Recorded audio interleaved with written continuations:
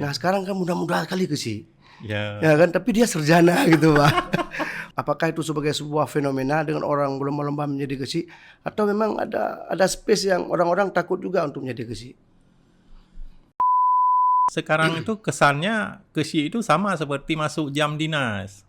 Padahal dulu Kesi itu di kampung-kampung kita itu menjadi Kalau saya menyebut misalnya secara struktural ya, struktur kampung kita mulai rusak. Sepakat abang dengan kalimat saya itu? Subscribe, like, dan nyalakan loncengnya. Bang, ini ada satu tema yang menarik dan tema ini barangkali akan selalu menjadi perbincangan. Iya. Itu menyangkut dengan identitas kampung hari ini di Aceh. Kalau di Indonesia mungkin desa ya. Iya. Nah, kita kenal kalau di Aceh kampung itu bukan hanya berfungsi sebagai administrasi, Iya. tapi juga ada fungsi-fungsi kultural di situ. Nah, pertanyaan besarnya, Bang, apa yang membedakan kampung hari ini dengan kampung masa lalu di Aceh? Kalau kita berkaca pada kebijakan, nah ini setelah lahir Undang-Undang Desa, Undang-Undang Nomor 6 Tahun 2014 itu ada perbedaan. Jadi perbedaannya antara lain dulu itu kami berdiskusi tentang yang namanya desa adat dengan desa pemerintahan. Nah, kalau kita kembali ke belakang, kampung itu sebenarnya tidak mengenal pemisahan itu. Jadi Integral. kampung, ya, dia melaksanakan semua hal. Jadi fungsi adat dia jalankan juga. Ya, jadi adat itu sebenarnya untuk fungsi harmoni. Nah, ini yang saya kira kita sedang mengalami krisis, saya kira dengan berbagai sebab, ya. Artinya bedanya kalau dulu desa di Aceh itu berfungsi integrasi antara fungsi adat dengan fungsi pemerintahan. Semuanya, ya. Kalau sekarang Jalan juga, tapi dibatasi oleh sejumlah hal yang tadi. Nah, ini kadang-kadang kita nanti akan melihat di Aceh sendiri itu kan pengaturan tentang desa jadi berlapis-lapis. Jadi, apa dengan banyaknya aturan apa? kalau dengan Undang-Undang Pemerintah Aceh itu saya kira jelas posisinya, termasuk lapisan nanti. Kalau dalam pemerintah Aceh pertama itu lu undang-undang desa. Undang-Undang Pemerintah Aceh tahun 2011. Jadi Undang-Undang Pemerintah Desa Pemerintah Aceh itu ketika melihat kampung kita nggak bisa melepaskan dari posisi mukim, keberadaan mukim. Karena mukim itu secara federatif dia mengkoordinir kampung. Tapi dalam konteks undang-undang nasional posisi hierarki ini tidak ada. Jadi posisi mukim itu nggak ada di undang-undang nasional. Kalau berpatokan pada undang-undang desa, nah itu tidak wajib dia merujuk ke mukim. Karena dari segi penjenjangan nasional itu dari Kesi langsung ke camat. Camat langsung ke atasnya. Jadi tidak ada level yang oleh pemerintah Aceh itu menekankan pada keberadaan mukim itu. Ya. Oke, Bang. Dulu kalau misalnya Kesi itu kan maksudnya betul-betul berkarisma, betul-betul berfungsi, ya betul-betul kita takzim ke Kesi itu ya, karena mungkin karismanya, karena dia ketokohannya, karena dia kebijaksanaannya. Nah sekarang kan mudah-mudahan kali Kesi, ya kan? Tapi dia sarjana gitu Pak. Maksudnya dia apa namanya? Sekarang kan dari sisi lain karena dengan dana desa juga ya. Jadi orang berlomba-lomba menjadi Kesi. Nah, itu apakah itu sebagai sebuah fenomena dengan orang berlomba-lomba menjadi Kesi, atau memang ada space yang orang-orang takut juga untuk menjadi Kesi? Kalau ini mungkin daya tariknya itu dikompensasi dari undang-undang desa itu pada dana desa. Dan dana desa itu saya kira besar-besar. Dan saya kira dana desa itu kalau dia maksimal nanti diberdayakan, saya kira seharusnya akan berpengaruh sangat strategis dan positif bagi tiap-tiap desa. Jadi tiap-tiap kampung seharusnya dengan dana yang tiap tahun dapat itu mungkin dia akan terasa pembangunannya itu semakin nyata. Nah, kondisi kekinian itu bisa jadi salah satu hal yang membuat menarik itu banyak orang tuh jadi kesi. Tapi kalau kita bandingkan terutama dengan masa lalu Aceh di masa konflik itu justru orang harus dipaksa jadi kesi. Sekarang orang ikut daftar dan kampanye pula Bang, kampanye sekarang modelnya juga. Jadi sekarang itu kesannya kesi itu sama seperti masuk jam dinas. Padahal dulu kesi itu di kampung-kampung kita itu menjadi orang tua kita yang akan bertanggung jawab. Tapi secara aturan bagaimana? Apakah dia mesti masuk jam 8 keluar jam sekian? Enggak kan? Kalau kita berpatokan pada fungsi kultural seharusnya enggak terbatasi. Kalau kita berpatokan pada fungsi administratif pemerintahan dia tetap pada jam dinas karena dia buka kantor segala macam kan. Tapi dalam fungsi kultural saya kira dia harus terbuka, harus terlibat dalam berbagai hal untuk menyelesaikan problem di kampung. Nah, ini saya kira yang diperankan oleh kesi pada masa lalu. Sebenarnya bukan pada usia yang tadi Pak Mukhlis. Jadi pada masa ya. Mereka memang dari segi ketokohan itu ditempa oleh berbagai keadaan yang membuat mereka cerdas beradaptasi itu. Karena saya temukan tuh di beberapa kampung itu ada kesi yang barangkali di umur-umur 40-an, tapi mereka sudah karena dari orang tuanya sudah berada dalam lingkaran itu, jadi sudah tahu.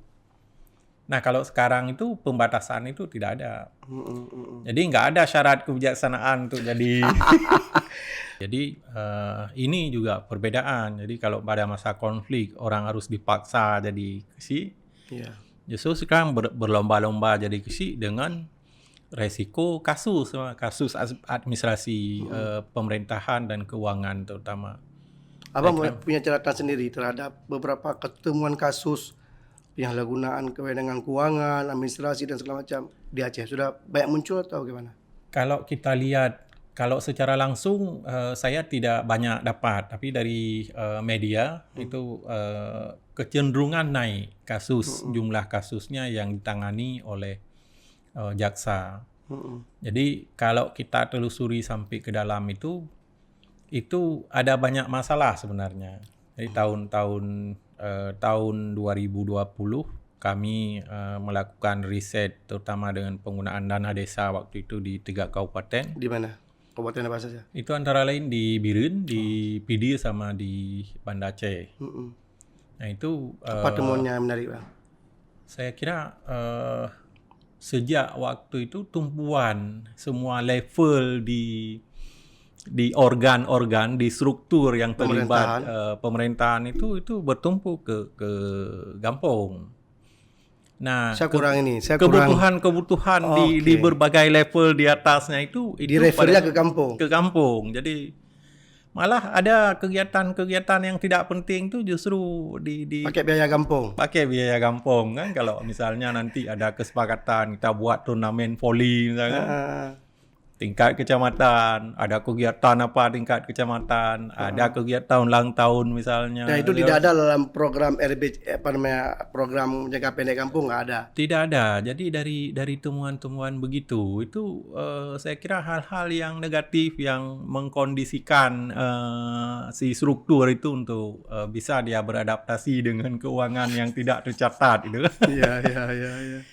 Nah, barangkali ini salah satu problem yang saya tidak tahu apakah pemerintah atasan, terutama pemerintah kabupaten dan pemerintah kota di Aceh itu peduli nggak hal yang semacam ini.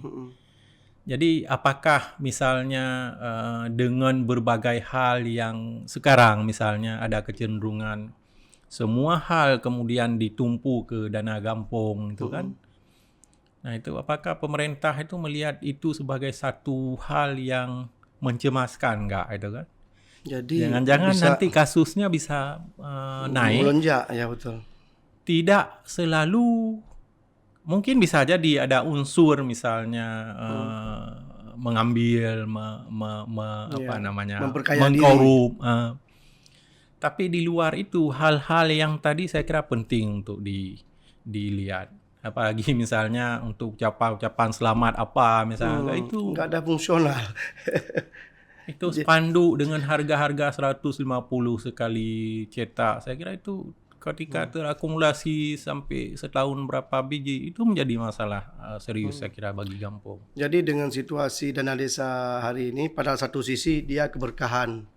Ya. Keberkahan artinya pembangunan itu langsung ke tepat sasaran dan masyarakat terlibat dalam pembangunan itu. Tapi pada satu sisi lain itu kekilafahan juga artinya. Artinya kan makin banyak potensi orang terlibat, outsidernya ya bukan orang desanya. Artinya originalitas ide, pikiran, tindakan orang kampung ini kan maksudnya seharusnya harus clear dengan intervensi-intervensi dari luar juga. Iya. Nah itu mungkin yang tidak sepenuhnya jalan. Jadi kalau misalnya pemerintah kabupaten dan pemerintah kota berpikir tentang ini, mungkin dia akan mencoba menguatkan sisi administrasi yang tadi tanpa melupakan sisi kultural. Karena ini juga sisi lain yang oleh kita itu melupakan Kesi itu sebagai tokoh kultural. Jadi Kesi sebagai tokoh kultural itu ada dasar pijakan nggak, dasar hukumnya? Kalau di Aceh itu kita kalau baca dasar-dasar yang sebelumnya itu kan dari Undang-Undang Otonomi Khusus 99 2000 berapa dulu itu 2003 2004 2001 dulu Undang-Undang 18 2001. Ya. Kemudian sebelumnya sebenarnya Undang-Undang 44 tahun 99 itu sudah cukup untuk memegang ini. Jadi Kesi itu dia di satu sisi melaksanakan tugas-tugas pemerintahan, tapi di sisi lain dia juga bertanggung jawab untuk pelaksanaan adat. Sama UPA ada nggak? Ada, di UPA juga dikuatkan. Jadi fungsi Kesi itu juga fungsi kultural. Benar. Jadi tidak ada pemisahan yang tegas fungsi legislatif, eksekutif dan segala macam yang kita kenal dalam pemerintah dalam konsep pemerintahan modern itu. Jadi di Gampung itu semua itu harus diperankan karena untuk mencapai stabilitas Gampung itu yang tadi. Jadi Gampung stabilitas dalam konteks pembangunan, dia juga harus stabil dalam konteks harmoni. Betul. Jadi kalau kita lihat kestabilan itu kan bertumpu pada kepercayaan sebenarnya. Nah saya nggak bisa bayangkan itu dengan kasus korupsi yang mulai menanjak itu dalam pengelolaan dana desa itu yang berpengaruh ke kepercayaan tokoh kultural itu ya, itu resikonya luar biasa saya kira. Dan trennya mungkin meningkat. Ya, kalau kita lihat dari segi kasus itu meningkat. Nah, kita berharap pemerintah kabupaten itu dapat membina sebenarnya melakukan pembinaan dulu dan itu saya kira selama mana yang ini, boleh, mana yang tidak ya, termasuk misalnya penguatan pengelolaan. Jangan sampai dilepas. Apalagi misalnya nanti disorong-sorong orang yang memang di sana itu nggak mencerdaskan, nggak memberdayakan orang kampung. Artinya kalau kita bicara kearifan, kejujuran di kampung itu sebenarnya akan nampak nilai-nilai kebersamaan, kejujuran, kemufakatan keadaan. Nah, kita ini dari luar memberi contoh, inilah celahnya nilai-nilai. Jadi sebenarnya ini menjadi persoalan. Nah, pengalaman Pak Dr. Sulaiman terlibat dalam penelitian dengan dana desa dan juga ada koordinator KKN juga di USK kan, kuliah kerja nyata. Barangkali bisa dibagi apa yang sisi yang menarik lainnya. Ada hal yang juga penting saya kira. Sekarang itu kalau kita masuk ke kampung-kampung itu, kalau kebetulan kampung-kampung Kesi lagi ajak warga untuk rapat misalnya itu cuman mungkin sebagian kecil yang masyarakatnya keluar maksimal. Partisipatifnya kurang berarti sekarang. Iya, kalau kita lihat sebagian kampung itu yang hadir cuma beberapa orang itu kan. Nah itu beresiko. Nah itu apakah ini terkait dengan kondisi kepercayaan yang tadi atau tidak? Yang kedua, proses demo sekarang mudah sekali berlangsung. Contoh, kalau ada misalnya pimpinan kampung dicurigai menyalahgunakan uang, itu langsung warganya ngajak demo kan. Padahal kalau kita cek kultural tuh satu nenek mereka ya. Rata-rata Gampong itu secara genealogis itu dia satu keluarga besar kan. Tapi Nah, padahal dulu kan bisa musyawarah seharusnya. Musyawarah itu tidak bisa dilihat dalam sisi negatif juga. Jadi kadang-kadang musyawarah itu ketika ada ruang perjumpaan, bukan dengan musyawarah bukan maksudnya membenarkan hal-hal yang sudah salah dilakukan misalnya. Tapi kan ruang musyawarah itu penting untuk paling tidak ada duduk persoalan dengan tanpa melupakan bahwa kalau terjadi penyalahgunaan keuangan ya harus dipertanggungjawabkan. Tapi sisi yang seperti ini mungkin ini semakin ini dari kita kan semakin jauh. Kemudian kalau kita lihat juga fenomena main segel kantor KSI misalnya kan sekarang itu muncul tuh.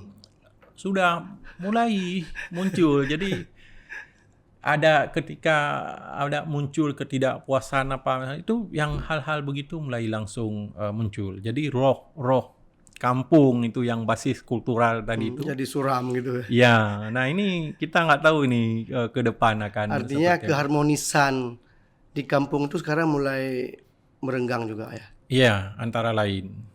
Jadi seharusnya itu menjadi juga ininya. Dan indikator sederhana kita lihat misalnya kalau ada rapat berapa orang yang hadir. Ya. Begitu rapat misalnya untuk menyerang KSI banyak yang hadir. Begitu rapat untuk program sedikit yang hadir. Jadi, apalagi solat ya. Jadi kalau pengalaman misalnya kami mendampingi beberapa kampung untuk pembentukan kanun kampung selama ini. Jadi kanun kampung. Sudah tahun berapa? Kurang lebih tim kami itu sudah sekitar 10-an mungkin. Termasuk ke sudah ada kanunnya, tapi termasuk ke Bunin. Enggak banyak kampung sudah ada kanun kan? Ada. Sebenarnya semua kampung mesti ada wajib. Tapi problem yang tadi dalam kampung ini sendiri. Jadi apakah misalnya orang-orang yang selama ini membantu kanun misalnya di kampung itu melakukan pemberdayaan atau tidak? Kalau melakukan pemberdayaan seharusnya masing-masing aparatur kampung ini seharusnya sudah memiliki kemampuan sendiri untuk membentuk hal-hal yang begitu. Apalagi kan tiap tahun KSI itu membentuk kanun yang wajib, itu antara lain misalnya anggaran belanja, kemudian pertanggungjawaban itu kan dengan kanun kampung seharusnya. Jadi dengan logika itu seharusnya KSI dan Tuape itu sudah bisa membentuk sendiri, nggak perlu tergantung pada yang lain. Tadi abang sebutkan Tuape. Tuape itu fungsional atau simbol saja sih sebenarnya? Kalau yang berurusan selama ini di sebagian saya kira jalan. Terutama untuk fungsi-fungsi pemerintahan yang tadi kan. Tapi untuk fungsi-fungsi keadatan, kultural? Nah ini harus dikuatkan karena peran adat-adat begitu itu Tuape juga itu bersama dengan KSI kan. Jadi kalau ada masalah-masalah di kampung itu mereka harus selesaikan bersama. Tapi menyelesaikan itu basisnya tetap di saling percaya yang tadi, kepercayaan. Jadi kalau kepercayaannya hancur itu saya kira efeknya akan kemana-mana itu. Karena dimulai kan dengan kontestasi yang membelah-belah waktu kampanye kecil itu kan. Ya. Rumah ini rumah si A, kontestan A, rumah B, kontestan B. Padahal keluarga. Jadi kacau nih. Nah, begitu dia menang kan tingkat kepercayaan kan hanya satu kan.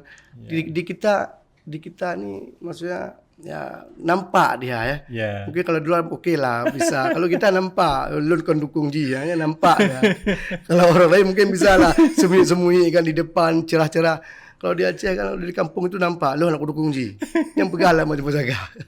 Kalau kita lihat misalnya di ini aja kan mungkin yang Banda Aceh mungkin yang tidak terlalu genealogis mungkin, tapi kalau di pinggiran itu di Aceh Besar dan di wilayah-wilayah lain Itu kalau kita lihat di semua wilayah kayaknya itu dari satu nenek rata-rata. Keluarga besar lah. Kalaupun ada kampung yang penduduknya pendatang itu jumlahnya mungkin sedikit. Tapi kan dalam konsep orang Aceh itu dia kadang-kadang juga tidak terlalu memperlakukan eksklusif yang tadi apakah dia kalau dalam bahasa antropologis itu ada saudara darah dengan saudara lingkar.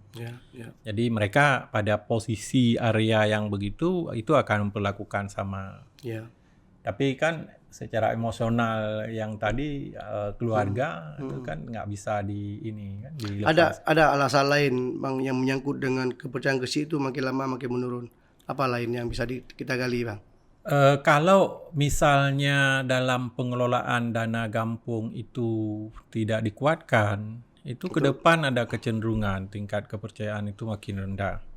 Karena orang kampung itu tidak melihat lebih dalam kalau seseorang terduga korup itu karena apa. Tapi yang dilihat adalah kalau dia sudah mendapat masalah misalnya dengan dugaan penyalahgunaan uang, nah itu orang akan nggak bisa menghapus kan kondisi itu. Jadi orang akan menganggap itu sebagai satu ini. Tapi nilai-nilai kearifan kampung, nilai kerjasama, nilai toleransi, nilai kebersamaan, nilai kejujuran, nilai keikhlasan itu kan masih dapat kita temukan di kampung, Bang. Saya mungkin kalau berbicara atas dasar riset mungkin perlu kita dalami. Tapi kalau kita lihat dalam beberapa kasus kan, itu kalau kita lihat sebagian kampung itu gotong royong itu sudah tidak artinya nilai-nilai yang saya sebutkan tadi mulai tergerus juga. Karena persoalan tadi, karena dana gampung tadi itu juga pada program-program pembangunan di kampung itu juga untuk membiayai program-program ini. Jadi semua nanti yang dilakukan itu berbasis pada dibayar atau tidak. Nah, padahal dalam gotong royong tidak seperti itu. Seharusnya menarik, Bang. Menarik. Dulu saya pernah di NGO, Bang. Jadi dulu kita waktu di NGO itu waktu kita support masyarakat, kita itu pastikan aktivitas 10 aktivitas, ada 3-4 aktivitas itu bisa nggak disupport oleh kampung dengan apa misalnya dengan kebersamaan aja dengan kerja. Tapi ada 7 atau 6 aktivitas itu yang kita support. Nah kira-kira hal seperti itu dilakukan nggak? Ada yang nggak semua pakai dana kampung? Kami selama ini melihat ada beberapa kampung itu yang berhasil melakukan itu. Tapi berhasilnya itu kalau kita lihat itu juga ada pengaruh penguatan dari komponen yang lain. Misalnya ada organisasi tertentu yang nyambung dengan tokoh-tokoh lokal yang kebetulan kuat berkarisma. Jadi akhirnya yang tadi itu nyambung. Nah, tapi di sebagian besar ini justru tidak ada. Jadi kalau gotong royong misalnya dipanggil itu hari-hari libur untuk kerja apa? Ya. Nah, itu masalah bagi saya itu masalah ke depan. Padahal begitu gotong royong ada rokok situ ada kopi, ada teh ada Milo. Kalau dulu kan cuma kopi aja. Karena kebiasaan yang tadi, jadi semua hal itu yang dikerjakan kemudian dikonversi ke konsep upah itu dengan dana gampung. Maksudnya bukan tidak boleh, tapi nilai yang tadi itu yang sebagai kekuatan dalam kebersamaan di kampung itu seharusnya juga dijaga dan dikuatkan. Kan? Kalau saya menyebut misalnya secara kultural, bukan struktur kampung kita mulai rusak. Sepakat abang dengan kalimat saya itu? Mungkin tidak semua. Ada harus kita pilih maksud saya nanti. Apa misalnya? Kalau kita berkunjung misalnya, apakah semua kekuatan yang ada di kampung berfungsi selama ini atau tidak? Kalau untuk lembaga-lembaga kampung yang tidak berfungsi, barangkali itu masuk dalam kategori itu. Dan ada. termasuk menasah misalnya. Menasah itu kita bisa verifikasi apakah semua menasah itu kalau kita ke kampung-kampung itu apakah semua hidup gitu kan. Iya, iya. Kalau kita datang ke menasah, salat maghrib itu menjadi salah satu potret yang bisa kita lihat. Saya temukan ini empiris ya. Ya. Saya temukan satu desa dekat-dekat kampung saya itu untuk pengajian malam Jumat itu kecilnya itu investasi per orang untuk ngaji dibayar Pak kecil. Oma, saya dengar ngasih. Saya tanya dana dari mana? Dana desa lah, saya suit-suit dia tanya. Oma ngeri wah. Itu kalau salat maghrib kan, salat maghrib ada kampung cuman 3-4 orang. Itu penduduknya ribuan. Jadi gimana ininya kita ininya, sedangkan kita pada masa lalu itu salat maghrib itu menjadi semacam patron bahwa kita bersosialisasi dengan baik atau tidak di kampung itu. Antara lain dengan keluar salat maghrib karena itu ada ruang interaksi itu setelah salat kan. Itu belum lagi misalnya berbicara aktivitas malam yang sangat kecil yang aktif di kampung-kampung itu. Dulu ada Idalail, ada Dalail Khairat. Dan Murukun kalau di tempat kami. Ya, ada sejumlah kegiatan itu yang dilakukan. Jadi sebenarnya semua kegiatan itu untuk membentuk interaksi kan. Jadi semua orang nanti bersosialisasi terhadap sesama. Nah, ini kalau kita verifikasi nanti di kampung-kampung, mungkin yang mampu mempertahankan begitu cuman ini kan berapa ini. Ya. Bang, terakhir, kita ini kan sama-sama orang kampung, Bang. Saya orang kampung, Abang juga ikut. Jadi maksudnya supaya kampung kita ini betul-betul kembali ke kampung yang membawa maslahat ya. Membawa keharmonisan, keikhlasan di kampung. Evaluasi apa yang mesti kita dorong supaya kampung itu betul-betul menjadi marwah? Kalau saya yang pertama pemerintah atasan, terutama pemerintah kabupaten, pemerintah kota yang menjadi pembina ini langsung dari pemerintah kampung, itu harus melihat Kesi dan Mukim ini sebagai tokoh penting dalam kultural. Jadi menyukseskan mereka untuk dalam hal pemerintahan sekaligus juga menyukseskan mereka dalam hal kultural, menyelesaikan masalah. Jadi hal ini itu akan membuka peluang ke makin kuatnya kepercayaan orang-orang terhadap tokoh ini. Karena kalau kita dapatkan kondisi kepercayaan makin tinggi, maka persoalan kampung itu akan semakin mudah diselesaikan. Jadi saya kira banyak sekali persoalan di dalam masyarakat itu yang membutuhkan peran tokoh-tokoh ini. Kita nggak bisa bayangkan kalau misalnya di sini tidak berfungsi, tiba-tiba semua masalah itu bermuara ke atas misalnya. Nah itu kita nggak bisa bayangkan problem sosial yang luar biasa. Yang kedua, saya kira kampung juga harus terbuka. Jadi antara lain terbuka terhadap pikiran, terhadap transparansi keuangan, terhadap penguatan administrasi pemerintahan, keuangan dan segala macam. Yang ketiga, dan ini juga penting saya kira, pihak-pihak yang tidak terlalu terlibat, tidak terlalu berurusan dengan dana kampung itu. Menjauhkan itu diri. Harus menjaga jarak. Jangan sampai semua urusan nanti minta uangnya itu ke Kesi. Sayang itu mereka harus bertanggungjawabkan gimana gitu terhadap penggunaan dana kampung.